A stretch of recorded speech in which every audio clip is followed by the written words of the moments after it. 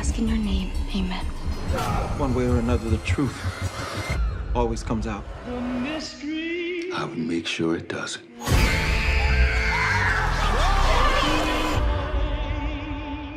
Karibu tena ndani ya ulimwengu wa vibanda umiza, na leo tunaingia moja kwa moja na kwenda kuvunja episodi ya pili season ya 4 ya TV show moja ya kibabe inayoitwa From. Na episodi ya pili taratibu sasa tulipata ile majibu kwa nini sasa haya madubwana pamoja na ujamaa manini yelo aliamua kuandika sasa knowledge comes at a cost. Na je, sasa episodi ya pili ili usunini hasa, na kama wewe ni mara ya kwanza kabisa katika ulimwengu wa vibanda umiza, usisite kusubscribe.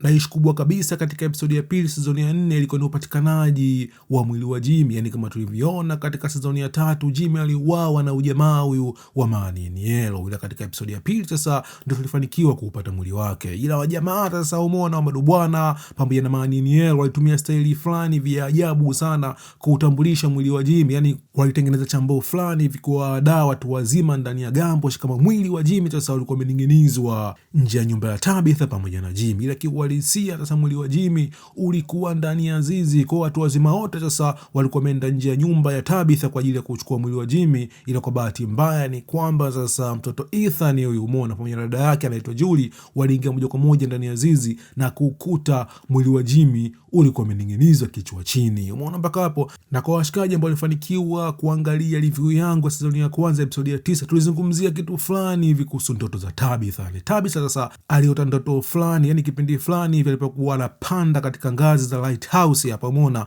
aliona mwili wa Jimmy kama ukining'inia fulani hivi. Na katika review nikasema kitu kimoja, sasa kunaweza kuwa mkubwa kabisa maybe katika TV show yetu wa From Jimmy akauawa kwa kuning'inizwa, umeona kama tulivyoona katika Dream. Ila kwa bahati mbaya ni kwamba sasa umeona baada ya Jimmy kuuawa huyu manini yeye alimchukua Jimmy na akamning'iniza kama ile ndoto ambayo tuliiona katika season ya kwanza episode ya 9. Na kwa bahati mbaya zaidi ni kwamba manini yeye aliamua kuacha ujumbe kwamba knowledge comes at a cost. Na hii kitu tuliona vizuri kabisa umeona katika season zilizopita, yani kile kipindi sasa umeona mke wa Jimmy Tabitha alipoamua kuchimba chini kabisa katika ile nyumba, manini yeye alimpigia simu, yani umeona Jimmy kutonaongea katika simu kwamba kitu ambacho alikifanya mke wako sio kitu kizuri, yani umeona mpaka hapo kwa maonyo alikuwa anakuja kitambo sana. Na issue sasa umeona ya wajamaa wa gambo shikujua siri fulani kama anguki kuhusu kuremember ili kwa knowledge, umeona mpaka hapo. Kwa ukijua knowledge yoyote ya jinsi gani ya kuescape ndani ya gambo, basi bila shaka sasa nguvu za giza hizi zitarudi nyuma na kutafuna yani. Na hii theory tuliona baadaye kabisa wakati Boyd alipokumbukia sasa maneno ya Nathan kwamba katika maeneo yetu ya gambo kama ukipush hard, yani umeona mpaka hapo siku zote yani nguvu za giza nazo pia zitapush back yani. Na hapa swali linakuja sasa, je, watu wa gambo wakae chini tu kama wazembe wasitafute majibu yote kuhusu maswali yao na jinsi gani ya kuescape ndani ya gambo? Kwa sababu wanaona kabisa yani kadri wanapojaribu kutafuta ukweli na kuwa karibu na ukweli, nguvu za giza zinakuja zinawatafuna. Na baadaye kabisa tulimuona Jedi hapa alianza kujaribu kutengeneza timeline, kwa sababu hadi sasa nafahamu kitu kimoja kwamba yeye mawazo yake yote umeona yalikuwa ni reincarnation ya ujamaa anaitwa Christopher. Kwa bila shaka sasa umeona ndani ya ulimwengu wetu wa gambo tunaishi katika timeline ambayo ipo ndani ya loop, yani umeona mpaka hapo. Na inavyoonekana hii timeline according to Jedi yani umeona ilianza takribani umeona tangu mwaka 1500 hivi ambapo ni kama karne ya 16 hivi hadi sasa. Na inavyoonekana timeline yetu ya sasa imeanza mnamo mwaka 1978 kama sikosei, ambayo ni timeline fulani hivi ambayo ilianza kwa ujamaa huyu anaitwa Victor. Ila swali kubwa la kujiuliza hadi sasa yani, je, ni timeline gani au ni mwaka gani ambao wakazi wa kwanza kabisa wa gambo waliamua kufanya matambiko umeona kwa ajili ya kuwa sacrifice watoto wao kwa nia sasa ya kuishi milele? Kwa hadi sasa hatujapata majibu ya haya maswali. Na baadaye kabisa tunamuona Jade, Ellis pamoja na Boyd wanaamua kuchukua sasa mwili wa Jimmy na kupeleka moja kwa moja ndani ya kanisa. Na inavyoonekana ni Jimmy baada ya kuuawa yani kama tulivyoona katika season ya 3 waliamua kupasua mwili wake katika upande wa kifua yani. Na ni style fani ambayo madubwana yamuona walikuwa wanapenda sana kuua watu. Na baadaye kabisa tumeona dogo Ethan hapa alikuwa na hasira za hapa na pale baada ya kushuhudia maiti ya baba yake mzazi. Na kutokana na hicho kitu akaamua kwenda moja kwa moja pande za msituni kwa ajili ya kwenda moja kwa moja sasa katika ile gari yao ile muona ambayo tuliona katika season ya kwanza. Na akaamini kitu kimoja kwamba akienda kule maybe akipata ile radio call yao ile muona maybe atakuwa na uwezo wa kufanya communication na udogo anaitwa Tommy. Kumbuka Tommy sasa au Thomas umeona alikuwa ni mtoto fulani hivi wa Tabitha pamoja na Jimmy ambaye alifariki dunia, na kama tulivyoona katika season zilizopita Tommy ingawa alikuwa amefariki dunia ila alikuwa na uwezo wa kufanya mawasiliano kupitia simu fulani hivi. Kwa kama kitu kimoja kwamba akiingia pande za msituni na kuchukua ile radio call basi maybe atakuwa na uwezo wa kufanya connection kati ya Thomas pamoja na baba yake yule aliyefariki dunia anaitwa Jimmy. Na kama ni kitu kimoja kwamba kama Jimmy akikutana na Thomas basi bila shaka baba yao mzazi hatakuwa mpweke.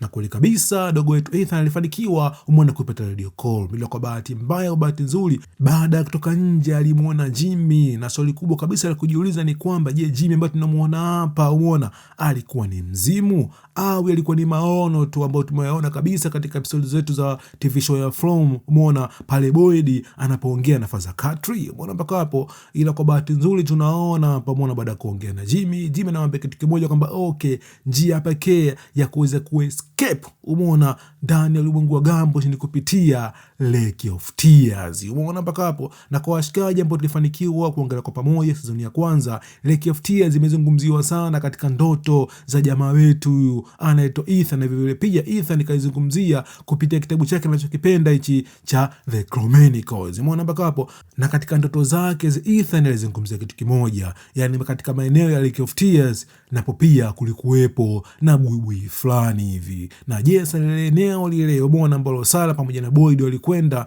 na kukuta buibui wengi sana, lile eneo ndilo ambalo ni Lake of Tears umeona mpaka hapo. Na kuna theory moja hivi ndani ya ulimwengu wa From kwamba njia pekee ya kuweza kuescape ndani ya Gambosh ni kupitia njia ya maji umeona mpaka hapo. Na vile vile pia sasa katika maeneo ya maji kwa nchi za mashenzini mara nyingi wanakuwa wanapenda sana kutengeneza lighthouse umeona mpaka hapo.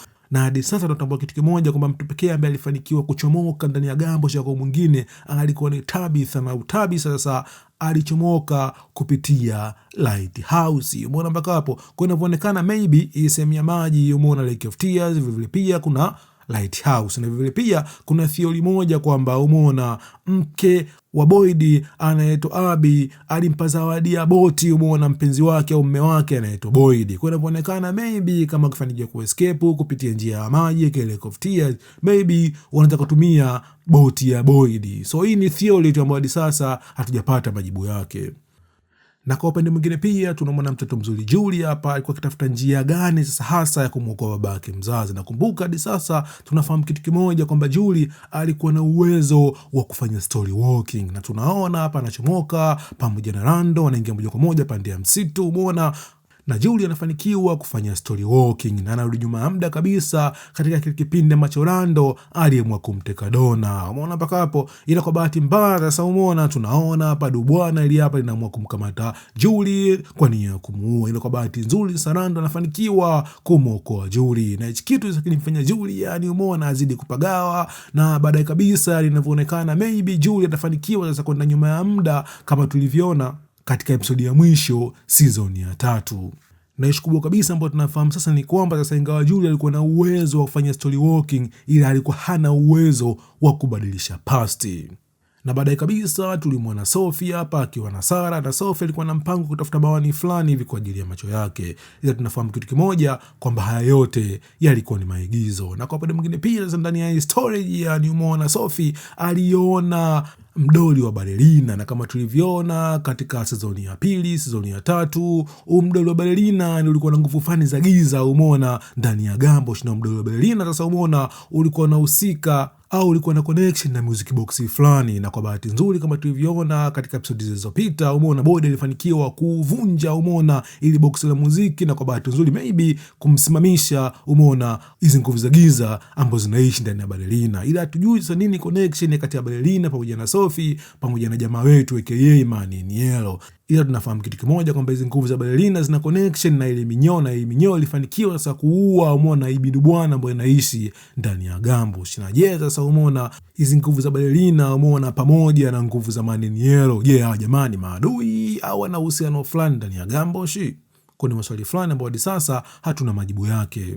Na kwa upande mwingine pia tulimwona Acosta pale pando na hasira fulani kama kuchukua gari la ambulance na kuanza kuliendesha ndani ya Gambosh, akiamini kitu kimoja kwamba watu ndani ya Gambosh hawana mwamko umeona wa kuchukua hatua kwa nia ya kuchomoka na kukimbia ile eneo. Ila kwa bahati nzuri sasa umeona baadaye kabisa tunamwona Bodi pamoja na wenzake wanafanikiwa kumkamata Acosta. Na kwa upande mwingine pia tuliona pa umeona majibishano umeona au kugombana kati ya Jedi pamoja na Tabitha. Ni Jedi alikuwa akijaribu kumcomfort Tabitha baada ya kifo cha mume wake anaitwa Jimmy. La Tabitha alikuwa na mind kinoma kaisi kitu kimoja kwamba haya yote yalisababishwa kati yake yeye pamoja na Jedi. Umeona, na kama ni kitu kimoja maybe Jedi ndio ambaye itakiwa kuuawa na Maniniello na sio mume wake huyu anaitwa Jimmy, kwa sababu siri kubwa kabisa ambao aligundua sasa ambao ilikuwa ni knowledge ilikuwa ni wao sasa. Umeona Tabitha pamoja na Jedi kutambua kwamba walikuwa ni reincarnation ya ujamaa huyu anaitwa Christopher pamoja na mwanamke anaitwa Miranda.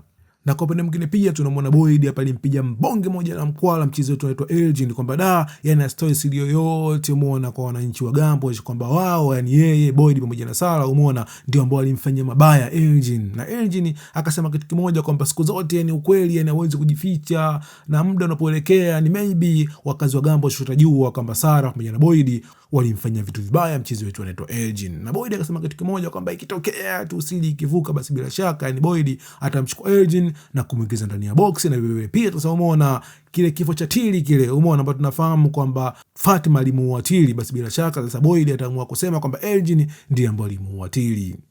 Kwa hiyo kwa ujumla ni episodi ya pili ilikuwa iko vizuri, na inavyoonekana katika season ya 4 mission kubwa kabisa itakuwa ni jinsi gani ya kutafuta ile eneo linaloitwa Lake of Tears, yani kama njia ya kuescape eneo letu ili la Gambosh aka Fromville. Na kwa review sasa ya episode ya 3 tukutane tena baadaye. Stay tuned.